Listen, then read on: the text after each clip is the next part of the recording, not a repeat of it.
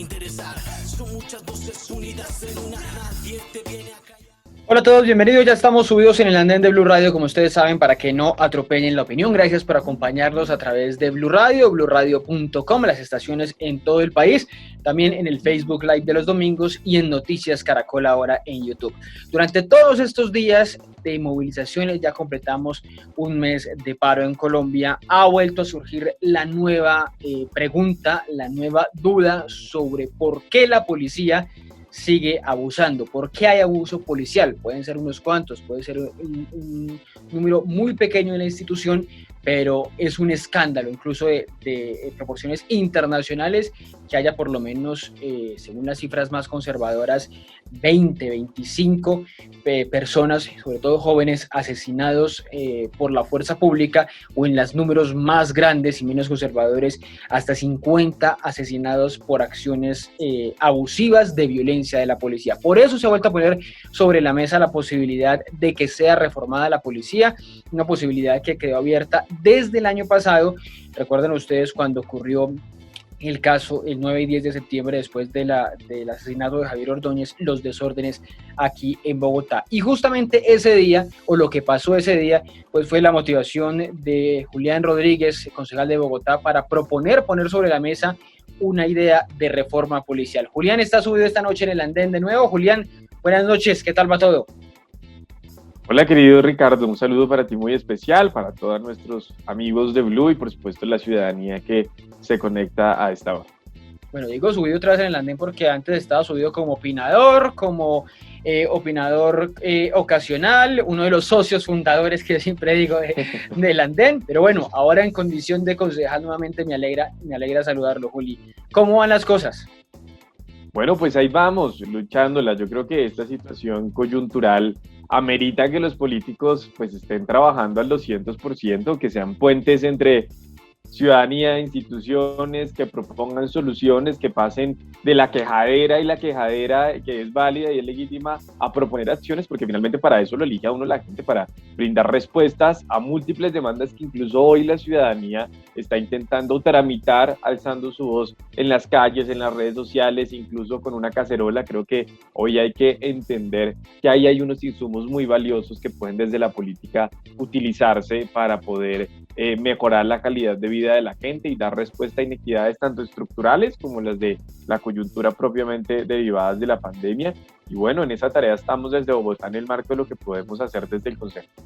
Eso le iba a preguntar, ¿se podía hacer algo, hacer una reforma policial desde el Consejo de Bogotá? Porque obviamente usted ve en Popayán, usted ve en Jamundí, usted ve en Buga, usted ve en Tuluá, usted ve en Bucaramanga, usted ve en Medellín, en Cali, por supuesto, casos de abuso policial.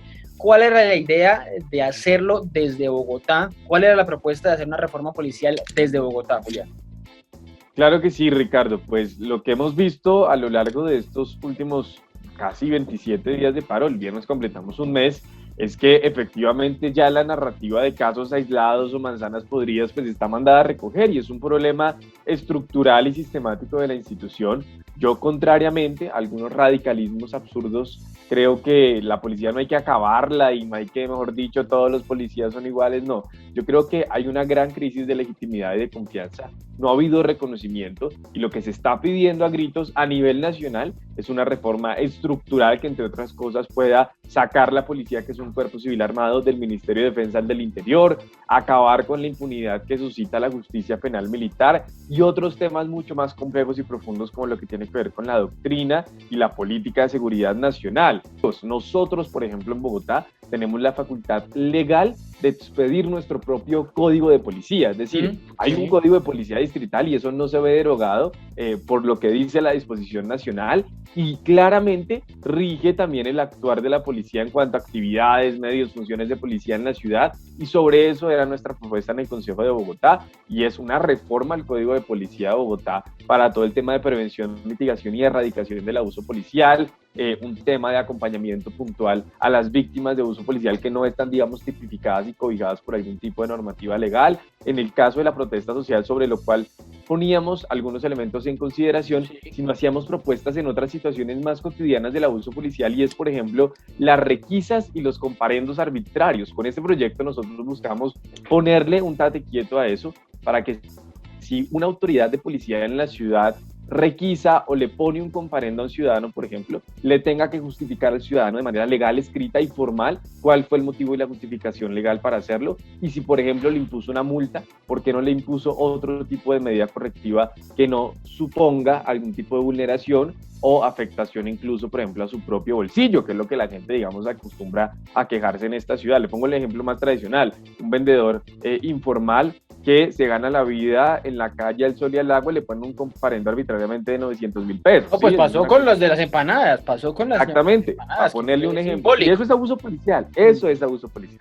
Bueno, eso es un muy buen punto, y ya le voy a preguntar exactamente por esa primera definición que usted tenía allí en el proyecto de acuerdo de la definición de abuso policial. Pero estamos hablando, usted me lo dice y yo también se lo digo, estamos hablando en pasado, pasó, fue, no pudo ser, se hundió en el Consejo de Bogotá, pero seguramente esta es un proyecto que no solo se va a quedar en lo nacional, en lo local, sino va a ser nacional, y quizá lo que está ahí en su proyecto de acuerdo pues sea insumo para una propuesta muchísimo más grande, una propuesta nacional. ¿Qué pasó en el Consejo? ¿Por qué no fue aprobada una reforma policial en Bogotá? Pues Ricardo, lamentablemente se hundió. Yo creo que, digamos, una victoria ciudadana y personal también es que logramos poner a los concejales a hablar de esto en este momento de coyuntura. Es decir, creo que no había otra coyuntura más favorable y más acertada para mandarle un mensaje a la ciudadanía de que estamos como corporación discutiendo un tema de absoluta relevancia que la gente pide a gritos, y no el día del carriel o el día de la arepa boyacense, que sí, son cosas absurdas que a veces las corporaciones Sí, públicas hacen, sino realmente un proyecto con un contenido muy importante y que al menos está cercano a la realidad de lo que pasa en la calle. Entonces, lamentablemente hubo algunos concejales que desde hace varios meses venían haciéndole zancadilla al proyecto. Hay otros que, digamos, en una diferencia respetuosa incluso hacen su trabajo, concejales más de derecha, que uno, a ver, Ricardo, uno no espera que un concejal del uribismo salga a aplaudir una reforma policial en Bogotá, un proyecto de reforma del Código de Policía. Pues están defendiendo al ministro Molano, que además pues se salvó en el Congreso, y claramente uno de otros partidos de esa tendencia no lo espera. Pero incluso quiero decirle a la audiencia que esos concejales de derecha llegaron y estudiaron el proyecto, hicieron sus reparos, sus propuestas, querían meter incluso a sus propios actores. Le pongo un ejemplo, que entonces en las marchas hay situaciones de vandalismo y destruyen los locales comerciales. Queremos que nuestros comerciantes también tengan una voz en este proyecto para que miremos cómo los protegemos de algunas cosas. Válido en democracia, y eso es respetable, y eso es lo que uno espera de un debate de altura en los políticos. Y así también algunos concejales que dicen ser alternativos. Otros que dicen ser alternativos no tenían un solo argumento y desde hace meses venían entorpeciendo el proceso, y enfrente de las víctimas de abuso policial, de madres y padres a los cuales les mataron a sus hijas ayer, que estaban en el Consejo, uniformados, familias de los jóvenes que fueron asesinados el 9 y 10 de septiembre en Bogotá, que les pidieron ayer en la cara, con los cuales hemos construido el proyecto, que les parecía absurdo escucharlos y no tener ningún argumento más que una oposición política y un ataque personal, que fue lo que sucedió y quedó ayer grabado de manera pública, insultos y un montón de mentiras alrededor del proyecto, pues sí buscaron destruirlo. Y entonces uno lo que a veces podría pensar, Ricardo, es que pareciese ser que a algunos les resulta más rentable no proponer cambios y soluciones para mitigar esos problemas o acabarlos, porque entre más haya el problema, más pueden brillar en política, es decir, más pueden tener likes, reconocimiento y oponerse, pero desde las redes sociales, Ricardo, con un trino tú no vas a evitar que un policía le saque un ojo a un muchacho, Cierto, sí, con soluciones concretas, pero es cierto a veces esa teoría de que a uno no les sirve acabar el problema porque deja de ser rentable para ellos. Pero siguiendo eso que está diciendo, un proyecto de acuerdo sí evitaba eso, un acuerdo logrado en el Consejo sí evitaba, bueno, y en el Congreso también a futuro, porque eso es lo que muchos dicen, bueno, hagamos una reforma a la policía, pero eso sí va a cambiar que el policía pueda o evite, no sé, abusar sexualmente de la manera que sea, porque el caso de Dalisol fue tocamientos y esto es un abuso sexual, por supuesto. O en el caso de la vendedora de empanadas que lo estábamos comentando, o en el caso de que sean irrespetuosos, soberbios, como son muchos de los policías con los ciudadanos. Un texto aprobado en el Consejo, en el Congreso, sí va a cambiar el comportamiento de la policía que a veces actúa más como o que actúa realmente como una autoridad queriendo imponer y no como un ciudadano, como el amigo, como el que lo apoya, como el que, no sé, le dice que la dirección, lo ubica, le ayuda, lo acompaña al cajero. ¿Todo eso se podía hacer? Ricardo, yo creo que aquí hay una discusión muy interesante porque lo que hace un proyecto de acuerdo en el Consejo, por ejemplo, es una norma de ciudad, y esta no es una norma cualquiera, sino que es la reforma al Código de Policía de la Ciudad. Y en el caso del Congreso de la República, pues está el Código Nacional y están otras disposiciones mucho más estructurales, digamos, sobre lo que representa la institución. Y yo creo que en efecto, este es un tema que no va a acabarse el día de la mañana, porque hay un problema además cultural de fondo. Es decir, hoy lo que estamos viendo en el marco de la protesta es que comprobamos que la policía, que es un cuerpo civil, estuvo en la misma lógica de formación y de doctrina que las fuerzas militares de hace 30, 40, 50 años, y era combatir un país con insurgencia, ¿sí? Combatir a un enemigo interno, un enemigo invisible. Como eso ya salió de la escena política con la fuerza que estaba hace 20 años cuando ganó Uribe, pues ahora pareciese ser que en la calle el frente de batalla son los ciudadanos que de alguna manera resisten o se muestran inconformes y muestran un choque público, digamos, y político con el ejercicio de la autoridad. Entonces yo siento que eso es lo que finalmente hoy está recreando la fuerza pública, que además es un cuerpo civil en el caso de la policía, y es ver en los ciudadanos ese enemigo invisible a vencer, y los vándalos, y entonces el terrorismo, y a los que debo combatir, y por eso hay un uso desproporcionado, poco racional y absolutamente nada proporcional del uso de la fuerza, que además en el espacio público es muy tensionante, a propósito del ejemplo del vendedor ambulante. Pero digamos que con este tipo de iniciativas, sean de orden local o nacional, lo que uno hace es blindar, es decir, blindar en términos de derechos. Si una situación de esta pasa, que no podemos estar exentos de que ocurra, porque para eso habría que básicamente librarnos de 3 generaciones de policías, ¿sí?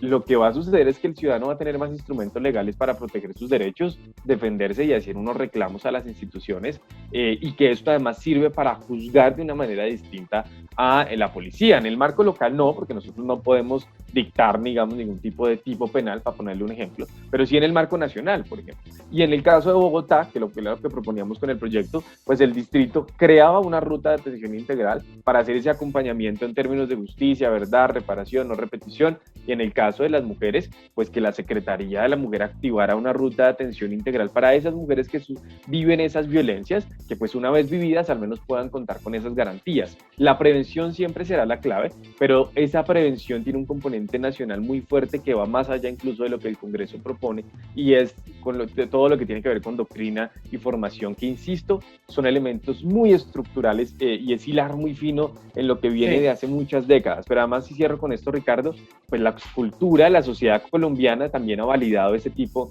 de comportamientos. Cuando un ciudadano asocia a un joven con la delincuencia o con el vandalismo o con la pereza, la rebeldía, crea estereotipos y demás que terminan siendo motivo de arbitrariedad. Por eso, y nosotros lo expusimos en la exposición de motivos del proyecto, nosotros vimos que la mayoría de comparendos, por ejemplo, y de requisas en esta ciudad se la hacen a jóvenes.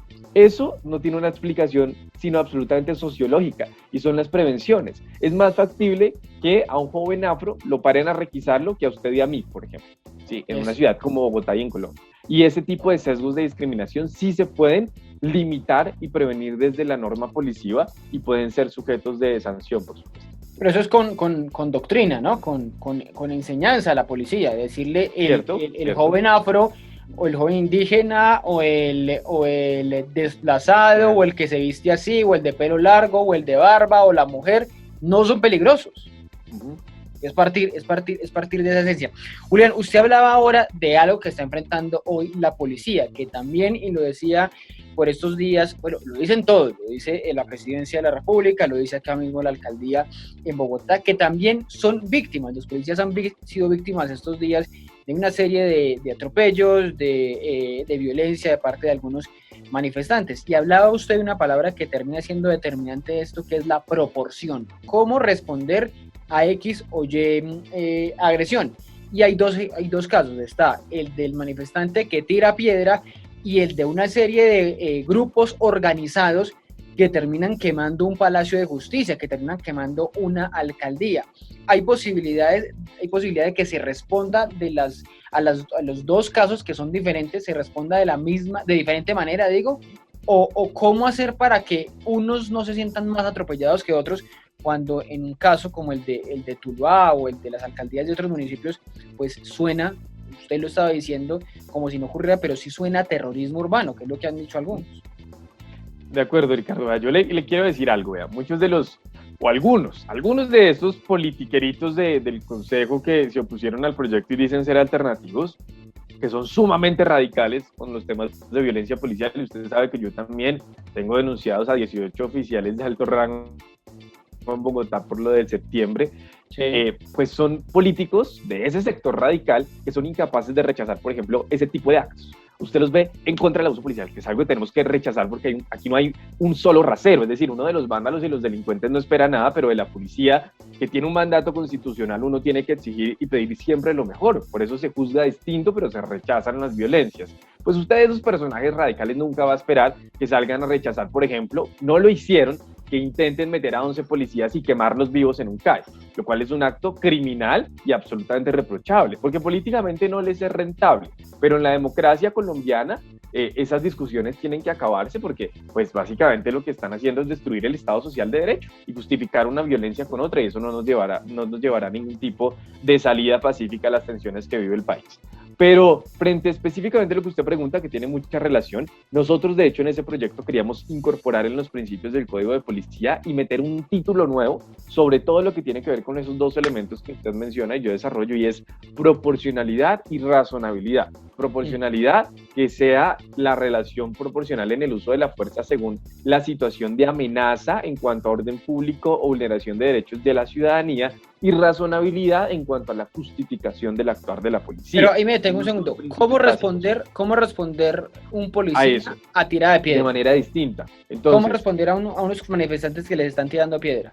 Exactamente, entonces hay unos protocolos, por ejemplo, que usted sabe que por ejemplo en Bogotá los tenemos, de intervención. Entonces el diálogo y el tema de diálogo social y la personería, y entonces luego la fuerza pública, y como última ratio, última instancia, siempre se utiliza el SMAT. ¿Cuál es el problema que yo veo aquí? Les soy muy franco, que el SMAT actúa sin Dios ni ley. Entonces cuando se debe intervenir, porque es que además es un deber legal, es decir, aquí no es que manden de entrada el SMAT a atacar, que en muchos casos claro que hay arbitrariedad, pero el SMAT se le dice intervenga porque la Constitución lo dice, por ejemplo, cuando hay un bloqueo permanente o cuando están destruyendo infraestructura pública y privada. El gran problema, Ricardo, es que uno ve que sale el SMAT y que el SMAT, en vez de disuadir de manera proporcional y razonable, el criterio de razonabilidad es focalícese. Si usted tiene aquí en una entidad bancaria a 10 delincuentes que están destruyendo la entidad bancaria y tiene al frente a 90 manifestantes pacíficos, concéntrese en disuadir y ojalá capturar a esos 10 vándalos que están atacando a la entidad. No tiene ningún sentido que el SMAT salga a disuadir toda la manifestación y afectar los derechos de quienes pacíficamente y con justa causa se manifiestan, si terminan además dejando que los 10 vándalos queden libres, porque no terminan capturándolos y judicializándolos en muchos casos. Entonces, creo que ahí está el problema realmente. Entonces, hay que diferenciar, digamos, la escala. No es lo mismo disuadir, por ejemplo, con un gas lacrimógeno y con una aturdidora a 10 vándalos que estén atentando contra el comercio de una persona humilde que se gana la vida en un pequeño local, frente a un acto criminal y por supuesto casi de escala terrorista como incendiar una alcaldía o un palacio de justicia. Eso por supuesto no tiene ninguna razón, y ahí sí debe estar toda la presencia de la fuerza pública, absolutamente toda, para recuperar el orden público en esa zona y capturar y judicializar a los criminales responsables, que eso pues a todas luces no tiene ninguna justificación y no se cobija bajo ninguna forma de protesta legítima, Ricardo. Y claro que hay que investigar si hay intereses oscuros detrás o manos externas que estén ocasionando ese tipo de actos para quitarles legitimidad a la protesta social, que finalmente pues de esto terminan sacando rédito político contra los que tanto se lucha en la calle, ¿no? Que es, digamos, una gran reflexión. Creo que ahí está, digamos, la discusión. No es absolutamente racional, por ejemplo, y proporcional que un policía del SMAT le dispare con una marcadora, con una piquis, por ejemplo, que lo están haciendo ahora, a un joven que está tirando una piedra. De ninguna manera se justifica, y menos dispararle a la cara. Es decir, si se puede disparar con una marcadora o con un gas lacrimógeno o con una aturdidora incluso, siempre hay una cuestión de tiros parabólicos o por el suelo, pero jamás apuntándole directamente a la gente, y además lo hemos visto incluso contra funcionarios de la Pero todo alcaldía eso no está en el misma manual o de la de... personería. Pero eso todo Está todo en eso el no está en manual y está en los actuales instructivos de, Claro, por eso le decía. de actuación, digamos. Lo vi en estos días, un compañero acá conoce el manual de la policía y me decía, mire, es que en esa manifestación lo que tenían que hacer era disparo parabólico, y lo vimos con Dylan Cruz, por esa historia ya habíamos pasado. Así Vimos es. eso mismo, entonces si ya está en el papel, no es un poco inocuo volver a insistir en eso, si es que simplemente tiene que hacer cumplir lo que hoy ya está. Claro, totalmente, y por eso creo que aquí hay que avanzar en la identificación de esos uniformados.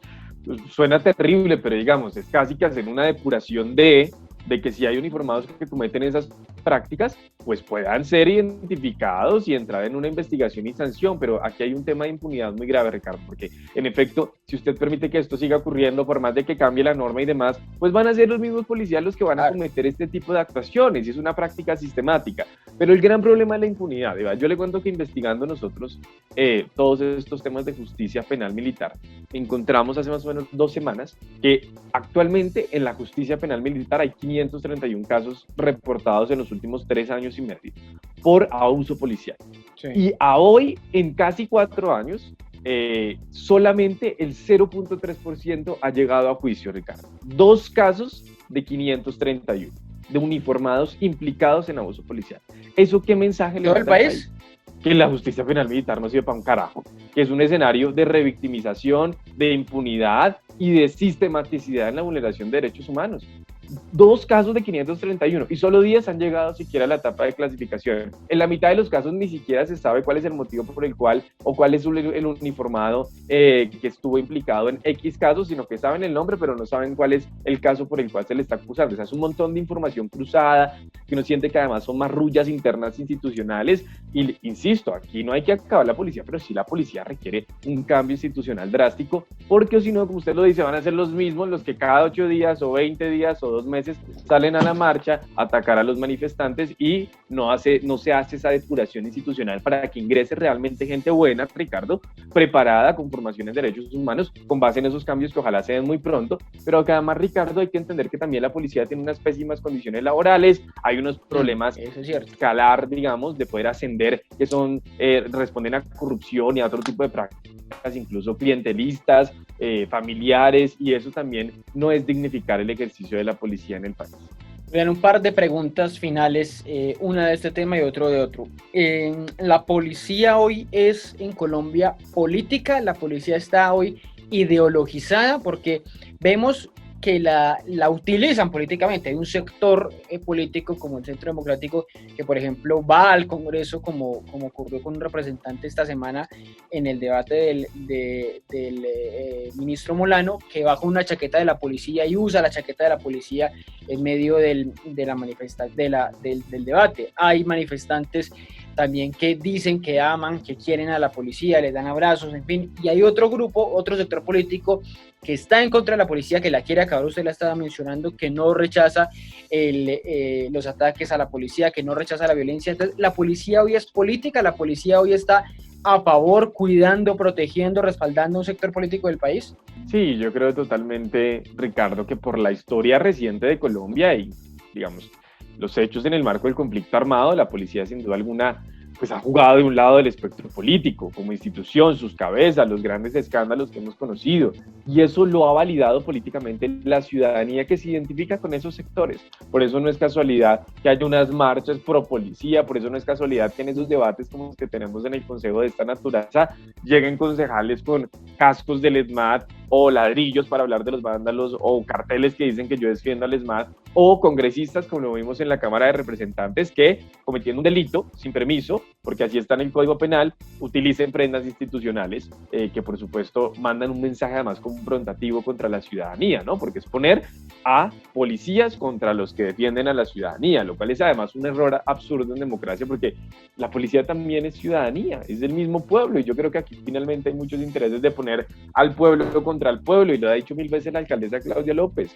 No tiene sentido que un joven policía de 22 años termine con la cara quemada por una molotov que puede querer tener un proyecto de vida con oportunidades, sueños, una familia, y un joven que termine siendo asesinado por un policía de 19 o 18 años. Siguen siendo jóvenes humildes en contextos distintos, el uno con la fuerza del Estado, el otro sin oportunidades, pero que finalmente son de la misma generación. Entonces, esos mensajes confrontativos creo que son absolutamente perversos y sí muestran que un sector político en el país, especialmente de derecha y ultraderecha, están capitalizando mucho esa defensa institucional. Pero cierro con esto, Ricardo.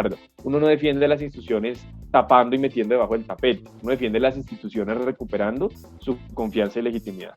Es verdad que muchos creen que la policía se defiende simplemente defendiendo la capa y espada, cuando hay algunos abusos de muchos o de algunos, los que usted quiera pensar, pero ha habido abusos y violencia policial, y eso es realmente inevitable contarlo y verlo, porque está sucediendo. Julián, me despido con una pregunta final. ¿Qué hacer con esa propuesta que planteó la alcaldía de Bogotá, la alcaldesa Claudia López, esta semana, que en la que se monta el partido de la U? ¿Debe haber curules para los jóvenes desde los 18 años, curules en Cámara y en Senado? ¿Esa posibilidad está o es madurar muy bichos a los jóvenes? Ricardo, claro que sí. Yo también llevo trabajando ese tema desde antes de estar en campaña. Ha sido una discusión eterna, además desde los que estábamos en la creación del Estatuto de Ciudadanía Juvenil en Colombia y la ley estatutaria sobre esta materia. Y me alegra mucho que la alcaldesa lo vuelva a traer a la colación, porque quiero decirle que la persona más jugada por eso, con todas las diferencias que puedan tener algunos o aciertos, es la alcaldesa Claudia López. En su momento, cuando fue senadora, fue la mujer que batalló este tema. Se lo hundieron en el Congreso, pero lo batalló hasta el final y creaba espacios con los jóvenes para conversar, para defender un poco esa narrativa. Yo lo creo, soy un defensor de eso hace al menos unos 10 años, cuando estábamos, insisto, en la creación de este Estatuto de Ciudadanía Juvenil, porque cuando creamos el Estatuto de Ciudadanía Juvenil, que fue aprobado en el Congreso a través de una ley estatutaria, la ley estatutaria dice en Colombia que un ciudadano colombiano, Ricardo, es joven entre los 14 y los 28 años. Sí. Y lo que a mí me parecía absurdo a los 16 años que estaba yo en esa mesa, era que entonces, si la ley dice que somos jóvenes hasta los 28, legalmente ningún joven colombiano puede ser senador de la República. Y estamos hablando del 25% de la población colombiana. O sea, el 25% de la población no está representado, no está representado. Exactamente, o sea, legalmente no pueden tener una representación en el Congreso. Un joven legalmente, según la ley estatutaria 1622 de 2013, no puede ser senador de la República, lo cual para mí es absurdo, repito, en un país en donde somos 12 millones de jóvenes, somos víctimas de la violencia estructural y policial, no tenemos empleo, no tenemos educación y tenemos una capacidad, yo creo que de análisis y de proposición en la política, incluso que puede, confrontarse con generaciones mucho más adultas. Cuando sale un periodista por ahí a decir, es que meter a esos pelados tan chiquitos y no sé qué, y no tienen la formación suficiente.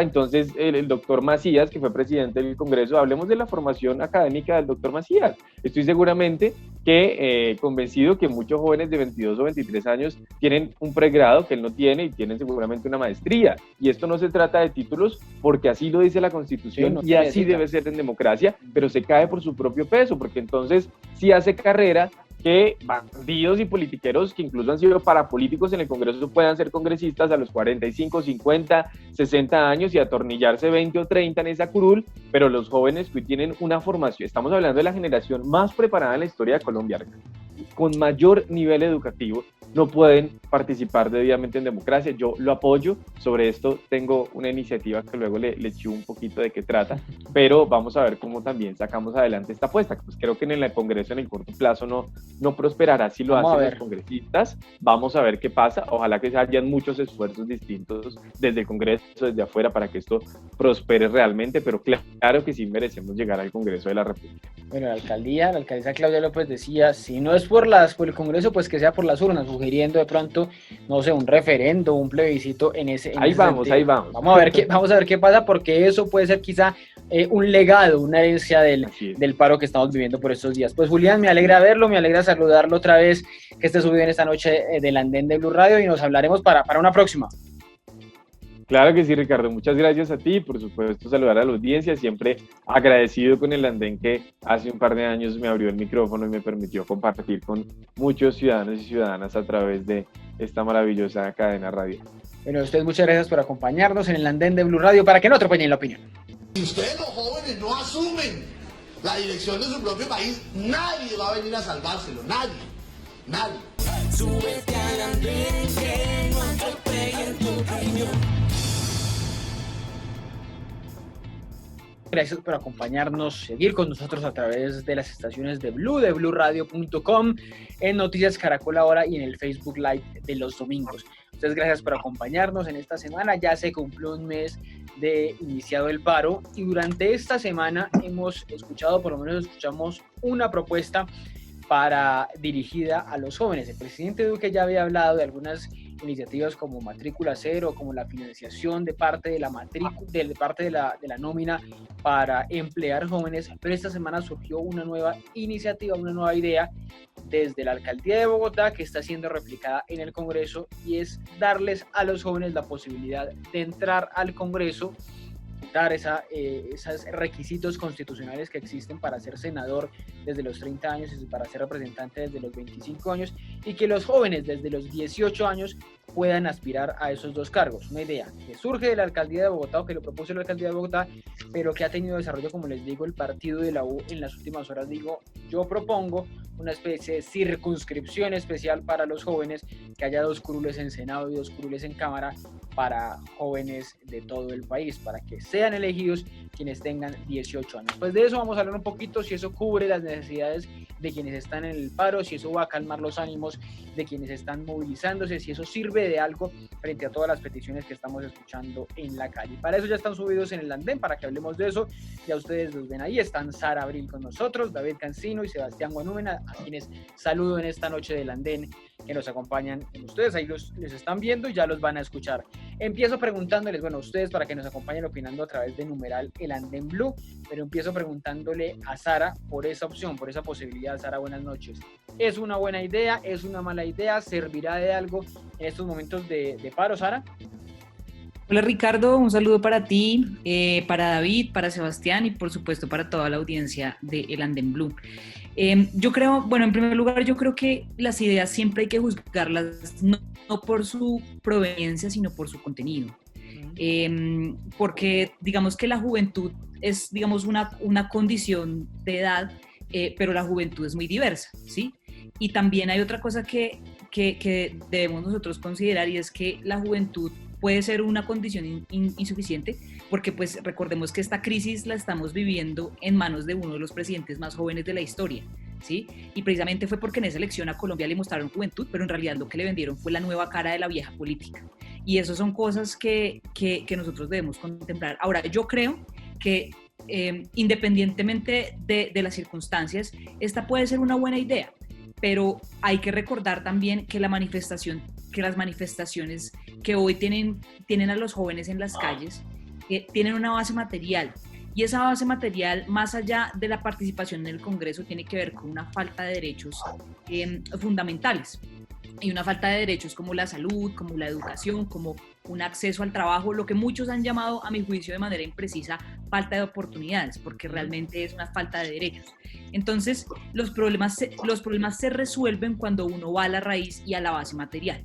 Yo no estoy diciendo que esto no pueda servir y que haya y que la juventud y que como juventud podamos participar en el Congreso y que haya una reducción de edades, pero lo que sí creo es que es un problema que puede ayudar, pero no va a la base material del asunto, y que también de alguna manera muestra a la juventud como algo homogéneo, ¿sí? Yo creo que el andén es un buen ejercicio, no sé yo cuántas veces me he encontrado acá con David y somos jóvenes los dos y tenemos ideas supremamente distintas, o sea, si él y yo estuviéramos en el Congreso seguramente habrían unos debates pues fructíferos y todo, pero no pensamos igual, ¿sí? Definitivamente no pensamos igual. Él tiene una concepción de los derechos muy distinta a la mía, que por supuesto es respetable, pero digamos, yo sé que él como joven no votaría por mí y yo como joven tampoco votaría por él, ¿sí? Y eso es respetable, y yo creería que bueno, y sin que sea antagónico, yo creo que en muchas cosas, por ejemplo, nos encontramos muchísimo también con él, ¿sí? Y, digamos, lo digo con David porque con Sebastián nunca había debatido, pero seguramente nos encontraremos o nos diferenciaremos en algo. Pero eso no enriquece también que sean diferentes, así sean jóvenes diferentes, porque pensar en es que pasa en todas las edades. Es que pasa en todas las edades. Claro, en todas las edades, porque somos seres humanos que, o sea, una edad no piensa igual, por más, a ver, por Correcto. más que sea claro, yo tengo una percepción de que hay una edad como entre los 40 y los 50, los 40 y los 55, lo digo por encuestas, no es que tengo, o bueno, también por percepciones de algunos, que son o muy de derecha o muy uribistas, vivieron muy de cerca y muy jóvenes, como la caída del muro de Berlín, la situación tan grave del deterioro de la seguridad en Colombia, vieron a Uribe como un héroe, y entonces esa es una edad muy de derecha, por decirlo así, pero obviamente hay gente que piensa de izquierda en esa generación, como en esta generación que puede decir todo el mundo, no, es que son muy progresistas, son muy de izquierda, son muy tirados a no sé, a cierto sector, pero también hay muchos matices, entonces eso por edades cambia mucho. Puede ser, Ricardo, pero es que yo insisto, como el problema no es la edad de las personas, sino las condiciones materiales. O sea, las personas piensan cómo viven, ¿sí? Y Colombia tiene un problema material, que es la falta de derechos, pero sobre todo la falta de desarrollo de sus fuerzas productivas. O sea, la razón por la que no hay empleo es porque tampoco hay empresas, es porque hay una productividad supremamente baja, un producto interno bruto, un producto per cápita de $6,000 anuales, ¿sí? Y unas empresas que se están destruyendo por unas políticas de libre comercio, por unas políticas que no favorecen la industria nacional, obviamente sin necesidad de decir que no nos tenemos que relacionar con el mundo, pero una cosa que no privilegia la industria del agro nacional, y eso hace pues que haya un problema de empleo, de garantizar los derechos, y por supuesto todo esto permeado por una corrupción. Pero van a legislar el Estado. Van a legislar más fácil. Esa es la base material. Van a legislar más fácil para los jóvenes si elegimos jóvenes, o sea, si hay una bancada de 5, de 10, de 4, bueno, como propone esta propuesta, como propone el partido insisto, de la U. El problema más que de proveniencia es de contenido.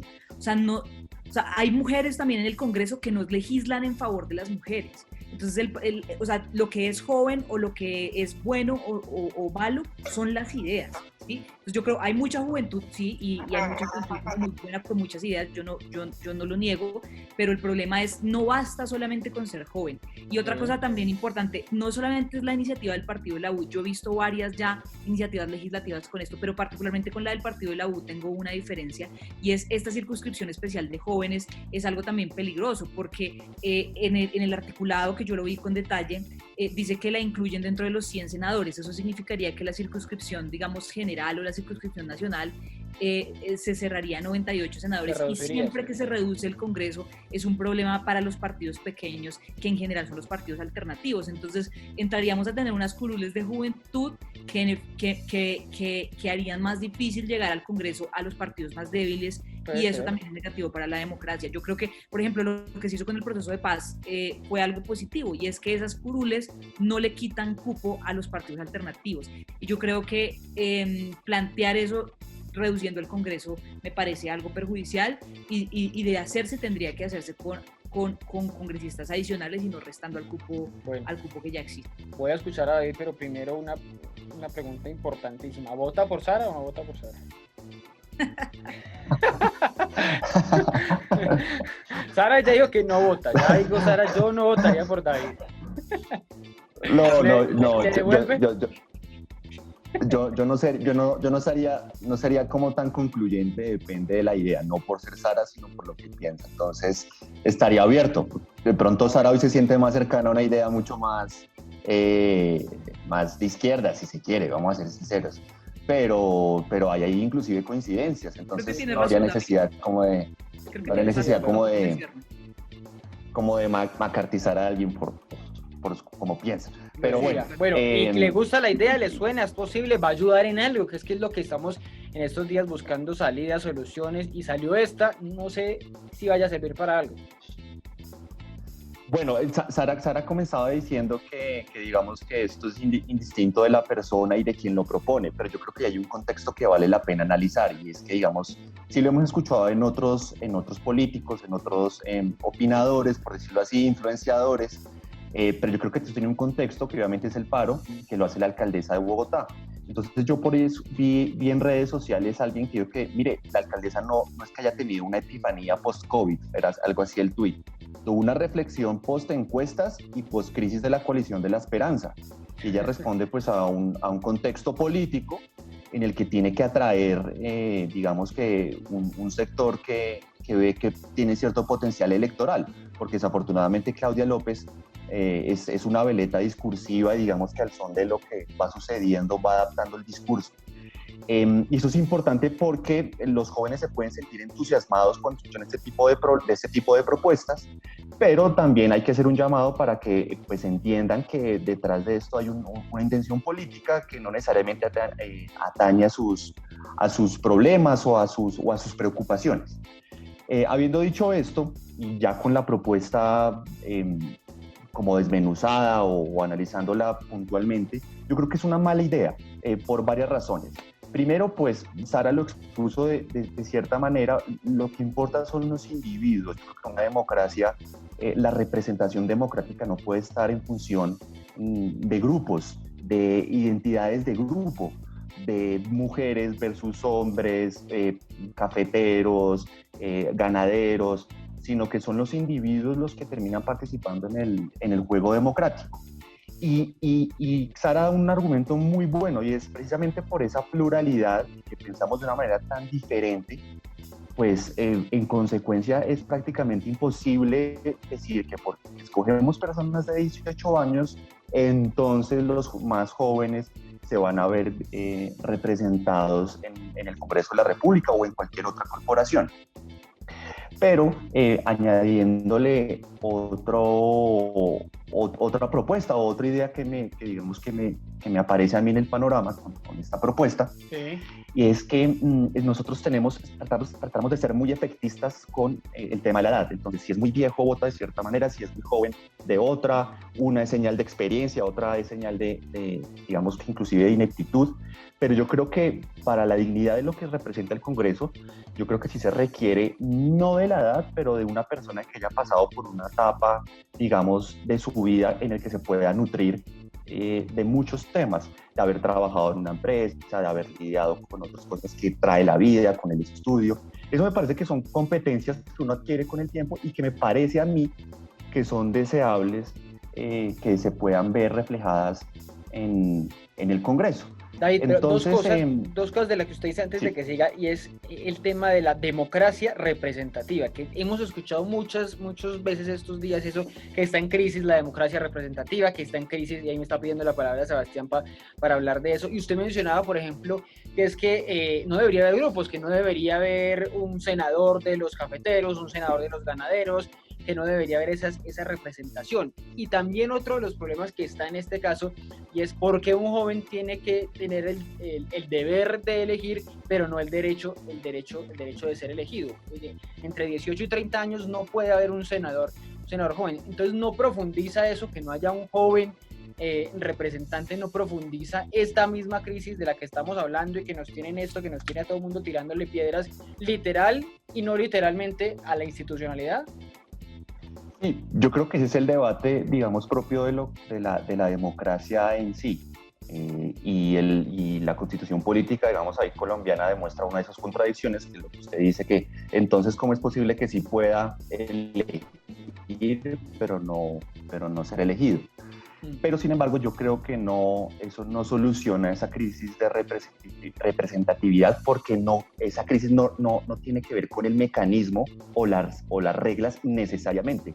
Yo creo que es un tema más de reputación, de efectividad y de eficiencia del sistema político para responder a los Sebastián, lo escucho.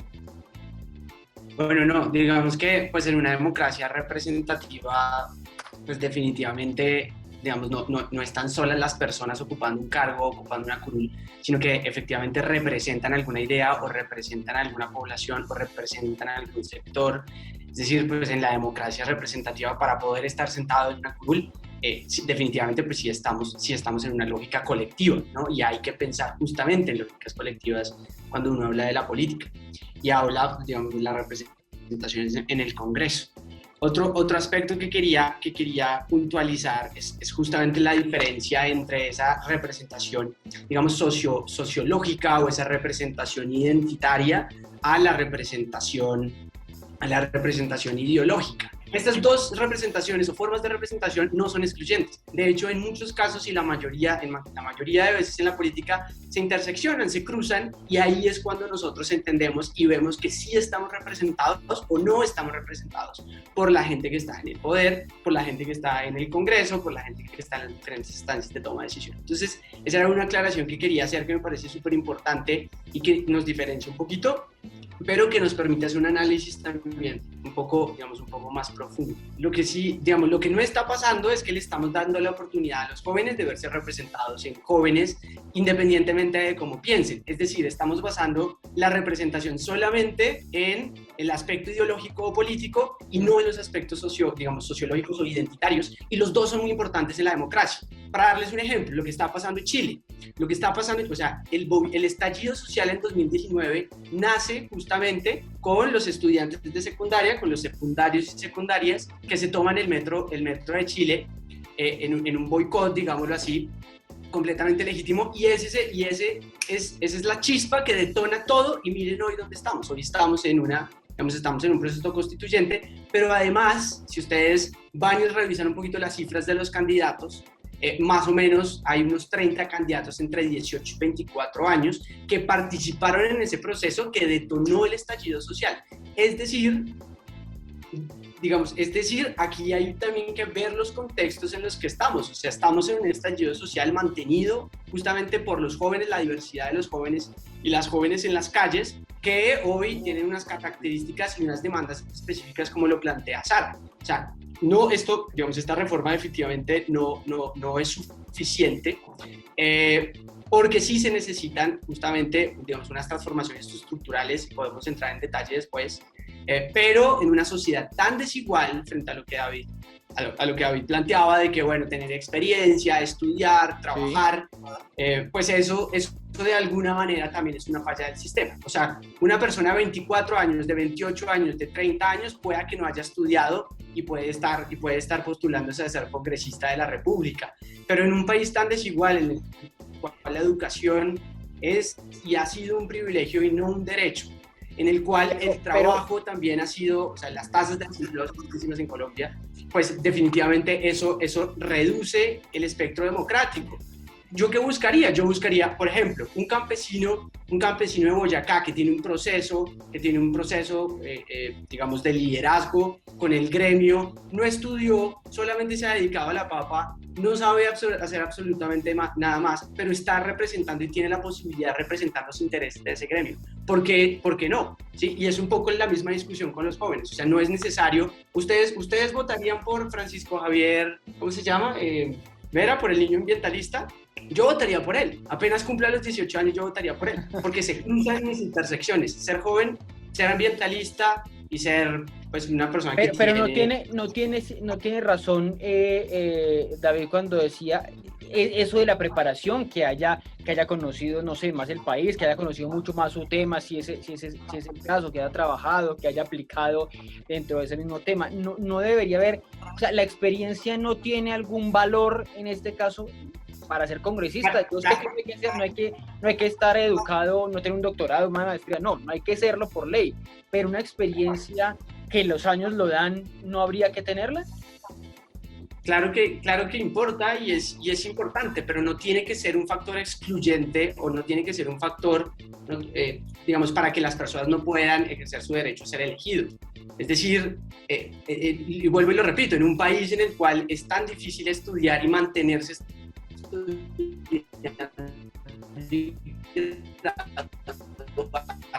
pues es haciendo procesos en sus colegios, con sus barrios, en las casas culturales, en las localidades, en sus municipios, en sus ciudades, y ellos tienen otro tipo de experiencias, que no podamos medir la experiencia laboral, la experiencia educativa con la experiencia del barrio, la experiencia popular, los saberes de la calle, los saberes ancestrales, los saberes del activismo son distintos, entonces no necesariamente son excluyentes en ese sentido. O sea, igual en una sociedad tan desigual y tan injusta, pues es mejor abrir un poco más el espectro que cerrarlo. Entonces, para puntualizar, yo, pues digamos, sí estoy de acuerdo con que se abra una circunscripción especial si reducimos la cantidad de representantes en total, es decir, serían adicionales, pero yo creería que solamente con abrirlo a 18 años estaría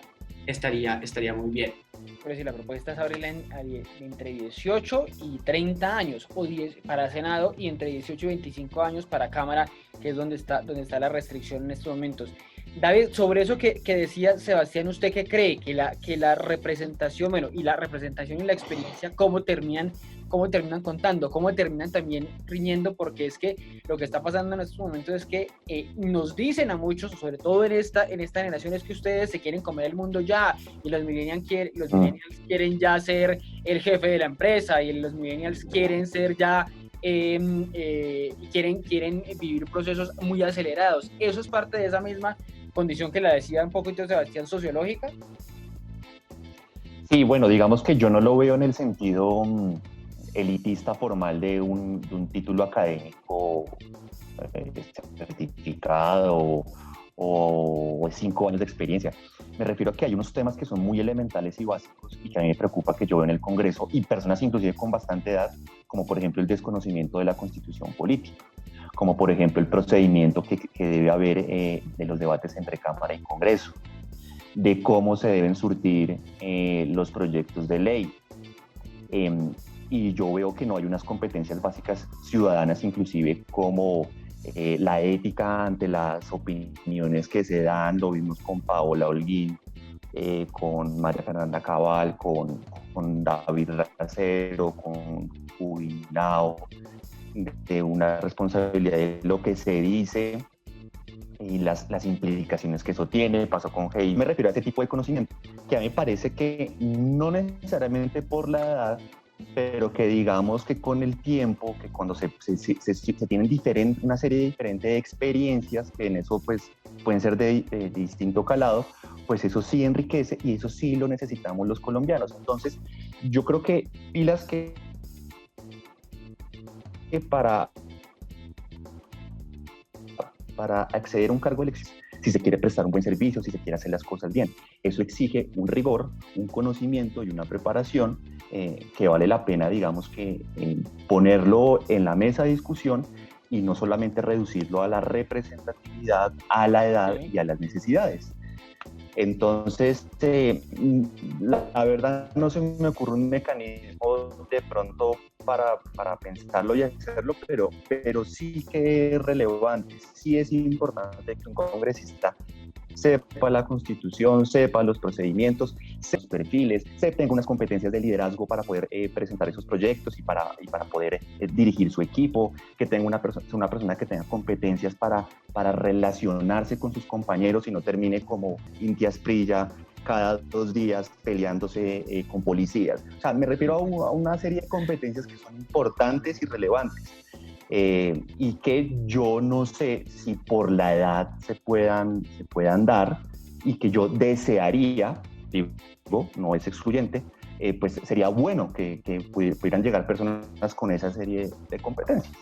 Bueno, me quedan unos minutos. Hay unos que dicen que incluso le van a proponer en algún momento como proyecto de ley que hubiera una serie de prerequisitos, que para usted ser concejal hubiera sido primero edil y que para ser primero diputado fuera concejal, y así, esa línea que atrasa un poco los procesos, que limita un poco la democracia y que termina generando también muchos inconvenientes en cuanto a representación. Pero me quedo estos últimos minutos solo para escuchar una respuesta corta de parte de cada uno de ustedes, y estamos hablando de propuestas para salir de este enredo en el que estamos, de esta crisis en la que estamos, propuestas para jóvenes, y estamos escuchando esa fue una, darles representación a los jóvenes, de 18 a 30 años los que no la tienen en estos momentos.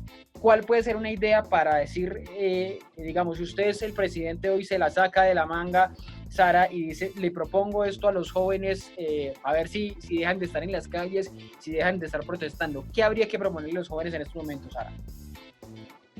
Sí, Ricardo, yo creo que, como lo dije, hay que ir a la base material del problema. La base material del problema es garantía de derechos y hacer este país más productivo.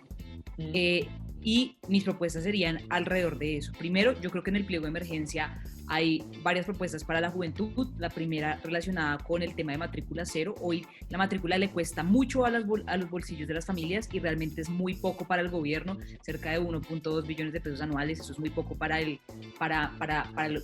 comparado con el presupuesto general. Pero lo que ofreció el gobierno no es satisfactorio.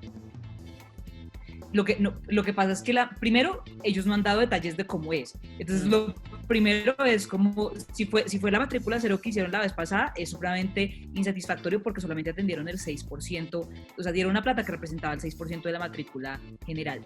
Y también el gobierno ha venido incumpliendo los acuerdos que se hicieron en el 2018 con los sectores de educación superior. Yo creo que es algo insuficiente y me parece bastante sospechoso que no hayan sido específicos y que no hayan sido claros con lo que van a hacer. O sea, acá pueden estar diciendo matrícula cero y poniendo cualquier otra trampa. Entonces yo creo la matrícula cero clara y es darle a las universidades la plata que están cobrando por matrículas para que eso deje de ser una barrera de acceso que se suma a todas las barreras de acceso que hay en educación pública. Creo que el tema de renta básica es un asunto importante a solucionar mientras la pandemia, pero lo principal es el fortalecimiento de la industria y el agro colombianos para la generación de empleo. O sea, acá la juventud ha sido muy clara en las calles diciendo nosotros no queremos que nos regalen nada, nosotros queremos derecho y queremos la posibilidad de tener planes, de tener un futuro, ¿sí? Y eso significa es poder fortalecer las empresas colombianas, la industria colombiana, para que haya fuentes de empleo que a la juventud le permitan surgir. Entonces, mis propuestas serían en torno a esto. Yo quiero aclarar que un proyecto como estos, pues yo no me opongo a que la juventud, y creo que es importante que la juventud participe, pero creo que lo que hay que hacer es ir a la base material del problema, y la base material, primero, no está en una pelea de generaciones, ¿sí? O sea, no es yo he visto una cosa muy desacertada de una pelea entre jóvenes y viejos, que es una división que incluso le conviene a los que han gobernado siempre este país. Eso es algo que debemos descartar. Todas las edades aportan y el problema está en las ideas. Y segundo, creo que la clave acá es cambiarle el rumbo económico y político al país. Eso es lo que nosotros queremos. Y si la mayoría de la juventud está dispuesta a eso, pues bienvenida. Pero la idea es, digamos, el debate es un debate de ideas económicas, sociales y políticas. Y eso es lo que yo privilegiaría, digamos, en el momento de escoger. Y por supuesto no reducir el Congreso mediante estas algunos de eso que usted estaba diciendo sobre el aparato productivo y demás decían, bueno, el paro es el que está dañando aún más el aparato productivo, el que está generando más desempleo justamente por lo que está sucediendo. Y también muchos decían, muchas de las veces que he escuchado en la calle, que es que quieren un país para no tenerse que ir del país. O sea, mucha gente dice, yo aquí no encuentro qué hacer, pues me termino yendo del país, y no se quieren ir. Es un país para poderse emplear, para poderse educar un poco más. Ricardo, el sueño de muchos jóvenes es salir de Colombia. Eso es supremamente grave. Eso es lo pues que porque les toca. Muchos de los que escucho es porque les toca, porque no hay claro, muchas más garantías. Acá, Sebastián, claro. Lo escucho.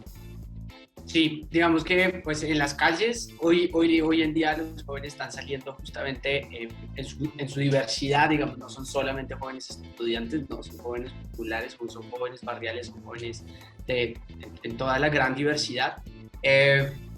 Uno, desmonte del ESMAD y reforma a la policía, creo que eso está en las calles, está todo el tiempo en las asambleas ciudadanas, en las asambleas de las localidades. Está la desmilitarización, evidentemente, de las ciudades y los municipios. Eso también creo que es una condición para poder avanzar en algún tipo de diálogo con los jóvenes y con la sociedad, y entendiendo eso también con unas intersecciones muy, muy importantes como el tema de género, por ejemplo, la violencia de género, que es fundamental. Me sumo a lo que dice Sara frente a la educación superior, pública, gratuita, de calidad. Creo que eso está en las calles Sí. constantemente. Hicimos un ejercicio con el Consejo de Bogotá desde ayer, y la ciudadanía, los jóvenes lo que decían era eso, y empleo y emprendimiento, digamos, un tema de derechos y de producción. Creo que ahí le copió bastante a Sara, pero hay unos mínimos que tienen que darse ya. Y por último, hacer énfasis en que los jóvenes no están saliendo solamente por sus demandas, sino por las demandas de un país que necesita reformas estructurales en el agro, en el trabajo, en la pensión, en la salud, en absolutamente todo. Y pues evidentemente eso no es solamente un tema de negociación de este paro, sino son reformas a largo plazo que hay que empezar a construir desde ya. Bueno, gracias Sebastián, gracias Sara, me voy despidiendo. David, rápidamente, una de esas ideas que pueden servir para salir de esta crisis, para salir del paro. 2 ideas comprimidas en una. Uno, salario mínimo diferenciado. Los salarios mínimos son los que más perjudican el empleo juvenil. Y 2, cheques escolares. Financiación y subsidio a las matrículas, pero a la demanda, no a la oferta. En Esas son ninguna de mis 2 esas ideas, votaría mis por 2 David. propuestas. No, David ya lo propuso en elecciones, me acuerdo de lo de cheques escolares y sé que es un tema que sigue puesto que David todavía lo tiene ahí puesto sobre la mesa, pues. Milton Friedman. Sí, correcto. Sí, pues, Eso es total, una buena obvio. experiencia, Hay que juzgarlo por sus efectos, no por las personas, Sara. Y es Ya una lo buena hemos instrumento, ya lo es hemos una buena debatido idea. acá. Si abrimos un debate sobre cheques escolares, nos quedamos hablando de aquí a la noche o de aquí a que termine el paro, ¿saben? Entonces, no. Es a ustedes, muchas gracias por acompañarnos. Nos volvemos a hablar próximamente. Me encanta verlos así sea a la distancia. De ustedes también quienes nos siguen a través de Blue Radio, BlueRadio.com. También muchas gracias por acompañarnos aquí en el andén. Recuerden, súbanse al andén para que no atropellen la opinión. Nos hablamos la próxima semana.